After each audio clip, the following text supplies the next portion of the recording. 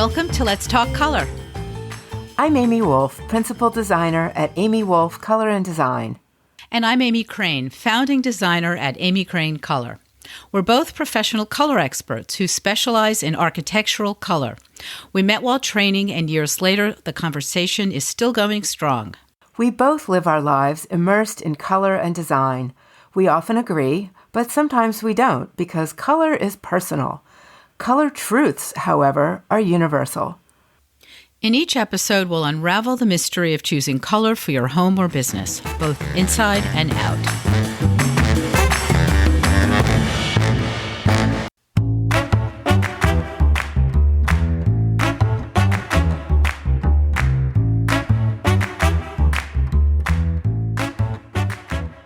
Hey everyone, we're back. This is Amy Crane, Architectural Color Consultant and owner of Amy Crane Color. And I'm here with my friend and colleague, Amy Wolf, who's the Principal Designer at Amy Wolf Color and Design. Today we're going to talk about specifying paint color for adult bedrooms. So Amy, when I meet my clients and we're doing bedrooms or we're doing a whole house, I make a point of telling them that for bedrooms, we can step away from the holy three, the concepts that I stress that are so important when specifying whole house color, and that's balance, cohesion, and flow. I feel that the big difference between bedrooms and the rest of the home is that they're private. So whether your bedrooms are on the same floor as your main living space because they just are, or because it's a ranch, or whether they're upstairs or downstairs, you can and often do shut the door of a bedroom. And because of that, I feel that you can really step away with coordinating in terms of kinds of colors, specific colors, theme of colors, from all of the other colors in the house, with the exception of a bathroom if it's en suite.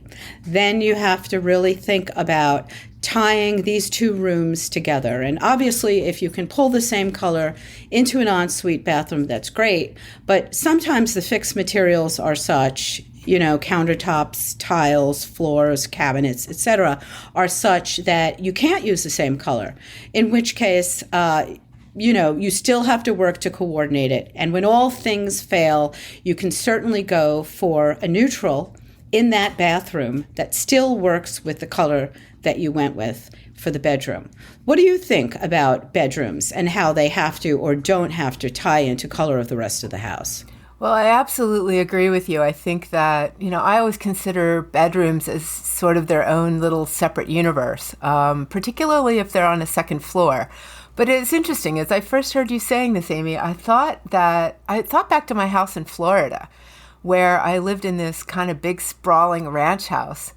And you could actually see my bedroom off the first floor entry at a certain angle. And actually, as I'm saying this, I realize I live in a house now where the same is true.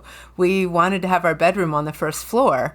And so we took what was intended to be a den and kind of pushed it and made it a little bit bigger and redesigned the closet and the bathroom so we could make a master suite. So in both of those cases, I guess I break my own rule, but I think it really, for me, has to do with whether it's first floor or second floor, whether it's, adjacent to the major living space or off in its own universe, down the end of a ranch house or on a second floor. And maybe it's because we live like we're in a barn, but I don't close my bedroom door unless somebody's coming to the house. If people are coming to the house, then definitely I close my bedroom door. So I actually do consider what my bedroom looks like as it flows out of the foyer, but I think that's an exception and not the rule. I would agree with your rule. And I 100% agree with that, the ensuite, for any bedroom, really, if there's a bathroom attached, whether it's a primary bedroom or a guest room or whatever it is. I do think that, having those two rooms coordinate just makes a lot of sense, just feels right, has a little bit more elegance, and that cohesion thing really matters. Yeah. Yeah, that's it's funny when I was thinking about that whole idea of ensuite. I was thinking about this home I've talked about before in Maine that we did a whole house color and decoration on, and we really stressed doing cool colors in the whole house. The hallways were Benjamin Moore gray owl, which actually isn't a cool gray, but nor is it a very warm gray, and all of the other public rooms. Is it neutral? A neutral gray? It is not. It is not. But I kind of feel like Benjamin, I kind of feel like it's got a little bit, I've never looked at its hue angle to see what color family it's really from. But it feels kind of yellow. It feels kind of yellowy or yellow-greeny, but not strongly so. So you've got this, it really depends on the light in the space, whether it's going to feel neutral or... It depends on the time of day. Sure. Oh, my gosh, that too. Yeah. Right.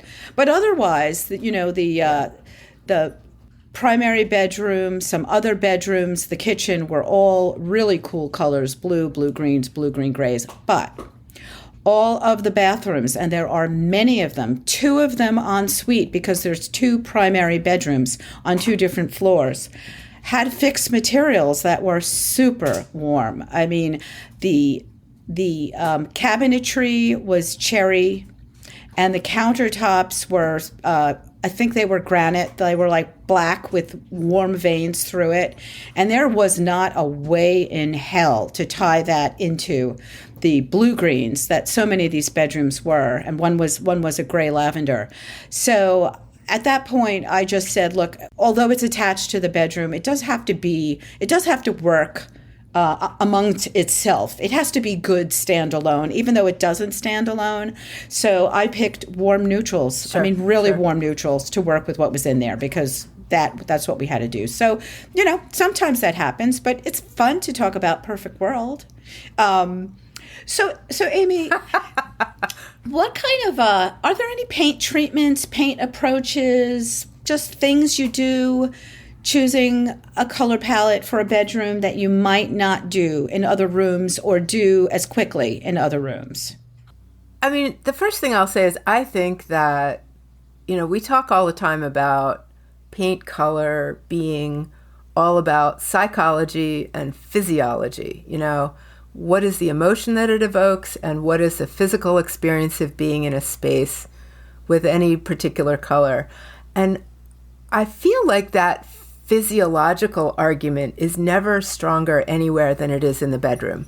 Mm-hmm. To me, that is really my primary goal, is to figure out how do we create a calming physiology or maybe even an energizing physiology. Is it going to be a sexy bedroom that charges you up, or a restful bedroom that, which is what I lean into personally. My bedroom seems to always be green. But I did once have a color consult with a physician, and we talked about bedroom color, and she wanted her bedroom to be orange. I said, wait a minute, bedrooms are supposed to be calming. And what she said was, no, I have trouble getting up in the morning. And I want a color that wakes me up. And so we did a really, pale orange, really pale orange, like, kind of creamsicle color, even whiter than that. But that was the color we leaned into because of her physiological relationship to how she wants to feel in her bedroom. So, so yeah, I think, thinking about that functional goal in the bedroom is really important. And yeah, one could argue your eyes are mostly closed in the bedroom. What do you see? If you get up before the daylight, you're not seeing much color anyway, but it's a constant in your life. It's how you begin your day. It's how you end your day. And I think, that functional part matters. Yeah. So what color is your bedroom? My bedroom is on 3 walls and the ceiling, Farrow and Ball, all white, which is a really clear, crisp, neutral white. And the headboard wall is chinoiserie wallpaper. So it's a Chinese-influenced pattern based on an old hand-painted pattern on rice paper. And it's It's peony branches and trees and some birds and flowers and things like that. And the back, like turquoise, right? Like a turquoisey. Well, it's a little softer than that. The background color's sort of it's a blue green blue. I'd call it a green blue. It's kind of like a soft aqua. You brought up a story that made me think this is so interesting. I have a client in rural Vermont, and they have a big contemporary home, and the primary suite is en suite, and it's a really big room. And in addition to their bed, she and her husband, there's a desk there where they do, paperwork and things like that. There's a seating area, and there are slider doors out to an upstairs deck that has a hot tub. So clearly, other things go on in that bedroom besides sleeping. However, when I was called in to do a color consultation for other floors, she said to me that the paint wasn't in great condition and that let's talk about what else we can do, but she really loved the color. Can we better the color? And in the end, in her eyes, we could not better the color. So she just repainted, and it was a screaming orange. Wow. And it's interesting. It was a really bright orange. Now, what's interesting here is she was a realtor, but her husband was an ER doc who worked shift work. And so, when you work shift work, you go from working in the morning to working at night, your sleep is always off. And it's really important to get to bed even when you're not really tired. Having said that, he was really good at falling asleep. And he nor she needed help with color to get them to sleep. And she wanted a really fun, energizing color that made her feel really happy in that bedroom. So despite my whole spiel about don't you want a restful color, it's really better for most people, her answer was no. So there you go, another orange bedroom out there. Right. I have a friend who had a bedroom that she had painted, I believe, Moroccan red. Mm-hmm. She sold her house in the last couple of years. And before we got together to have this conversation today, I went back to the MLS photos. I had not helped her with this color. And when she was showing me the house, she showed me this red bedroom. And I remember thinking, like, yikes. Theoretically, this shouldn't work. And so to refresh my memory, I went back and I looked at those photos for her house listing. And what was interesting was that there was white everywhere. The bedding was white, the curtains were white, the ceilings were white. And I also kind of feel like, ooh, that's a lot of contrast too. And when things are really contrasty, it's kind of more energetic. But honestly, something about that room really worked. It was really gorgeous. That Moroccan red it's a Benmore color. It's not a vibrant red. Right. It has a little earthy tone to it. Mm-hmm. It's a little calmer. And honestly, it was a gorgeous room. It also got a tremendous amount of sunlight. So the whites really sparkled. And it just didn't have that kind of dark, moody thing going on in the middle of the day. I would imagine at night it was very cozy and very enveloping and kind of fabulous. So interesting. So anyway, bottom line is rules are meant to be broken, right? Right. So. Ultimately, it's about what really makes the client feel good. Thinking more about kind of things that you might do in a bedroom you might not do so readily elsewhere. I think it's a really great room for accent walls. I mean, I do accent walls otherwise. But in bedrooms, I think... No, I agree. I will say yes. I will say yes to an accent wall behind a bed. Listeners, I just winked at her. Behind the bed, it's really the focal point. The bed's almost always the focal point of a bedroom, and having a different color behind the bed is really nice. Another thing that's fun, if you're into it, is creating pattern in the bedroom, or again, possibly on the headboard wall. So literally color blocking and coming up with a pattern, be it geometric or stripe or with two different colors, or maybe use the same color and have part of it matte and part of it semi-gloss.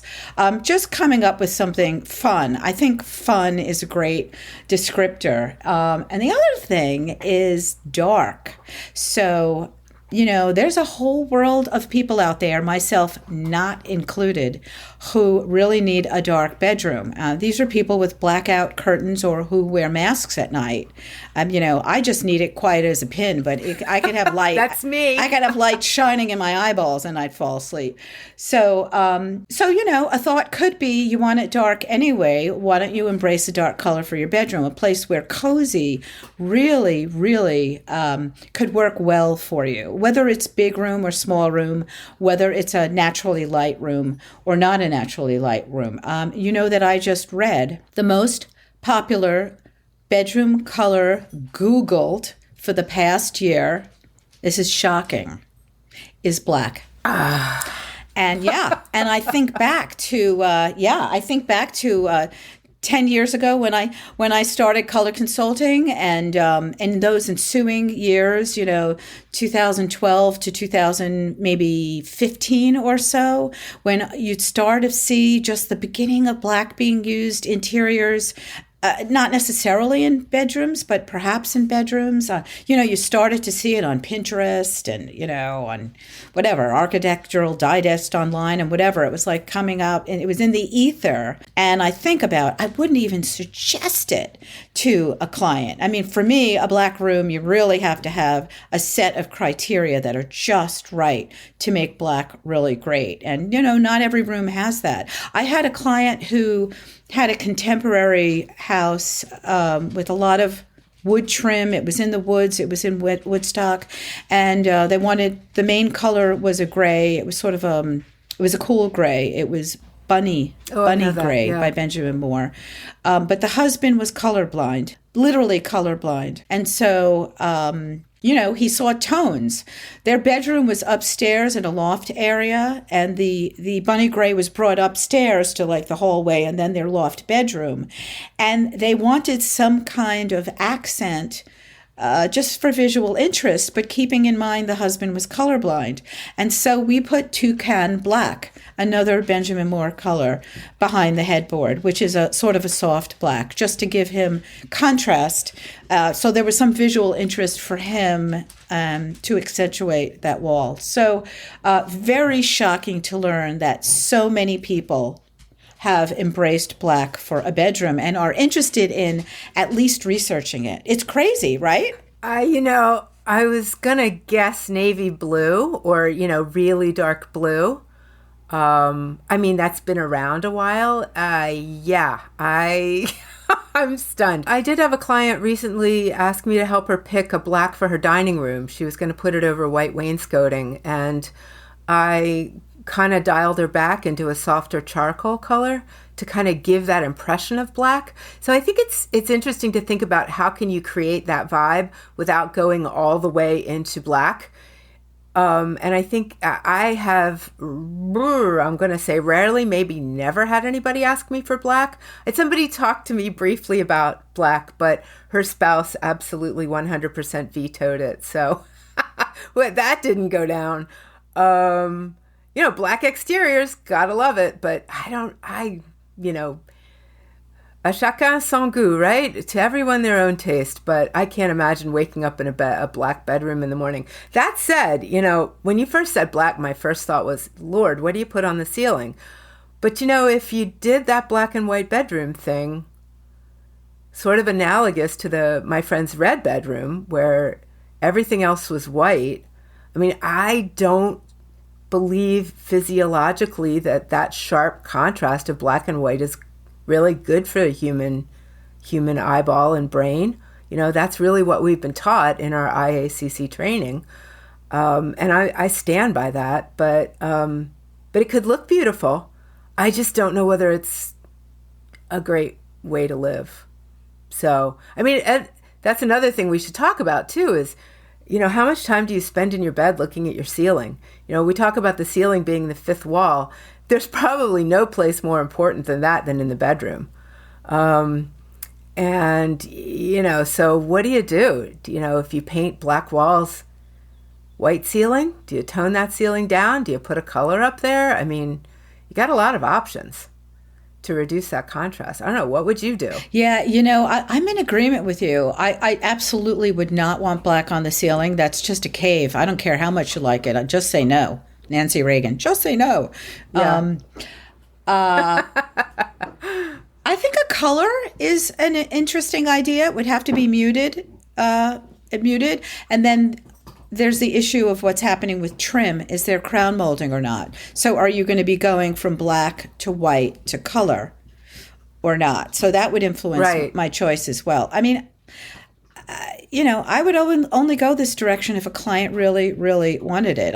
I'm in agreement with you that it looks like so many things. It looks great on Instagram or in a magazine, but I don't find it very livable. So a client would really want it for me to say, well, I'll always say okay, but for me to say, yeah, I get why it's a good thing for you, because I don't think it's great for a bedroom. And if you really love it and want it in a dining room or something, a living room, and you're into contrast and you've got, big, gorgeous white molding, crown molding, baseboard molding, and a white ceiling, okay, if that's what you want. It's not ergonomically perfect, but if that's what you want and will make you happy, okay. That's what powder rooms are for. I just want to say. True. Yeah. If you want black, put it in the powder room. Yeah. Okay. Okay. Before we move on, I want to go back to the ceiling issue too, because there's a thing that I run into a lot here in New England in older homes, but also I have it in my own house, and that is a bedroom that has all kinds of angled and peaked ceilings. Slanting walls and dormers and all of that kind of stuff going on. And I really, when I built my house 13 years ago, we painted one of the bedrooms dark navy blue. It's Ben Moore's Van Dusen blue. And it's in the so-called bonus room over the garage. The ceilings are slanted, and if we had painted that ceiling, the walls, whatever, their walls, their ceilings. Yeah. Who knows? I mean, that's the question. What are they? Do they get the wall treatment? Do they get the ceiling treatment? And my sense with that room was clearly the sloped walls were walls, and they got the blue. And then if we had left the ceiling white, I kind of decided it would look like a navy blue skunk. And so we decided to completely wrap that room in that navy blue. The builder was horrified. The builder couldn't believe I was doing this. But then, of course, when it was all done, they were like, oh, yeah, that looks good. But, of course, that room also gets a lot of sunlight. It has 2 south-facing skylights. It's got a double bank of windows facing east. It's really this bright, wonderful, sparkling room. But when we talk about ceilings in bedrooms, I like to find a single color when we have these kind of all over the place, many angles, ambiguous kind of bedroom ceilings. I love to find a single color that we can wrap the whole room in. It isn't going to be black on my shift, but softer colors, lighter colors, soft violets, softer greens. I think it's great to find a single color to wrap the whole room in. Yeah. So I think that's great too. As opposed to having, funky ceiling angles jutting into wall color and stuff like that. So I find those kind of dormer ceilings are often very difficult to handle. I mean, sometimes I almost always bring the wall color up on the angled ceilings, but sometimes when there's a narrow strip of ceiling that's completely horizontal and parallel to the floor, I will put a ceiling color on there, whether it's a white or an off-white or whatever that color is going to be. But yeah, I think it really cuts the room if you stop the wall color at these low angled walls that join them. I mean, that joining could be at 6 feet or something, and you really have a room feel very chopped in half if you bring a ceiling color down that low. So I agree. It just kind of seems busy and distracting to me, That's all. So Yeah. Yeah. I mean, you already have the busyness of the angled walls, the structural busyness. And on top of that, you're really accentuating it if you hack up the ceiling and wall color that way. What kind of colors do you like generally accept as bedroomy kind of colors? Like what would you advise clients, putting aside for a second some directive they gave you, and even any upholstery or carpet or something you're trying to work with, in a vacuum, let's say, what kind of colors do you like to suggest or think of as bedroomy colors? For me, it's really about the energy level, and so I would say colors that are lower on the energy scale. And so, what does energy mean? Even a pale yellow can feel very energetic. A pale orange can feel very energetic. A deep, rich blue or green, even though they're stronger colors inherently, are less energetic. So I think that's kind of where I'm at, is looking for colors either with a softness or an inherent restfulness, which we tend to think of as, being colors on the cool side of the color wheel, and colors with a little bit of tone to them, or maybe a lot. So almost never a neutral. It's interesting. I think one of the things about bedrooms also in terms of furniture is it's one of the few rooms where I feel like, just like we can get away with accent walls, I feel like a bedroom is also a place where you can get away with a little bit more matchy-matchy in your furniture. It's okay to have, your nightstands are going to match. Maybe your dresser coordinates with that. Maybe they're a set. And generally, there's just less going on. There are fewer fabrics. There are fewer rooms maybe in the sight line. So in terms of it being a more contained space, I think you can lean into color more. And you don't have to, divert to neutrals because you're dealing with so many different colors and patterns and things going on. You know what I mean? There are just fewer surfaces, fewer materials. So... yeah. Okay. Yeah. I don't have a problem with neutrals in bedrooms, and I don't have a problem with them. I just don't think whatever. Yeah, it's no problem. But yeah, I mean, I think a lot of times people are requesting it. I mean, I get up to the bedroom and it's bedroom time, and they're like, "Hey, can we find a gray that really works?" That gray thing's still really, yeah. Oh, interesting. Still really big in bedrooms, but interesting. Yeah, I agree with you in terms of cool greens, blues, lavenders, and then neutrals. White, gray, beige. I think softer is the way to go generally. So muted, light, cool, and maybe dark. So the big thing for me is to stay away from saturated, high chroma, bright colors. Like that's, unless you've got that handful of people like your doctor who wanted orange and my wife of a doctor who wanted orange, I would never go in that direction. Right. Well, I mean, to be clear, my orange was very different, I think, than your orange. My orange was really, really, really pale, like really leaning into pastel. But anyway, I mean, it is so personal. What makes people happy, what makes one person happy is going to give the other person a seizure, I mean, right. Like, I don't think I could wake up in an orange bedroom. And I love orange. I'm a great fan of orange, but yeah, I need things to be really, really pretty tight in the bedroom. So color-wise, I agree.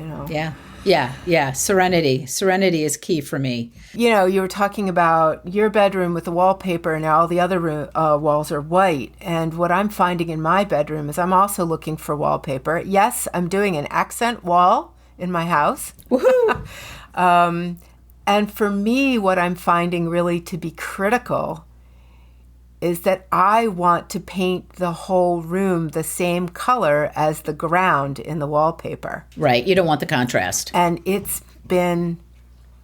I don't want the contrast. I've got some architectural details that make that unappealing to me. And I also feel, for me personally, that I want the continuity on all four walls. So it's been a real process to try to find a wallpaper design that I like, that isn't too busy, that isn't too dramatic or loud, that's going to support the fabrics that I want to use in the room, and that also has a ground color that I could see using on all four walls. I've fallen in love with a couple of wallpapers, and they're green, of course. I've had Faro and Ball Vert Terre in my bedroom for the last two houses for the last almost 20 years. Wow. Yeah, Vert Terre is my happy place, clearly. And I keep trying to pivot away from it, and I kind of can't. So I do believe I have finally found something. The green ground is a little different. It's a little lighter and a little yellower, which is fine. I'm happy with it. But boy, what a struggle that was. Okay, well, thanks for listening to this episode. We hope you've learned something about color for the built world. Next episode, we'll talk a little bit more about bedroom, but we'll be focusing on kids' colors and how to navigate that fun experience. Just send us an email at letstalkpaintcolor.com and let us know what you'd like to hear us talk about next. Thanks for listening.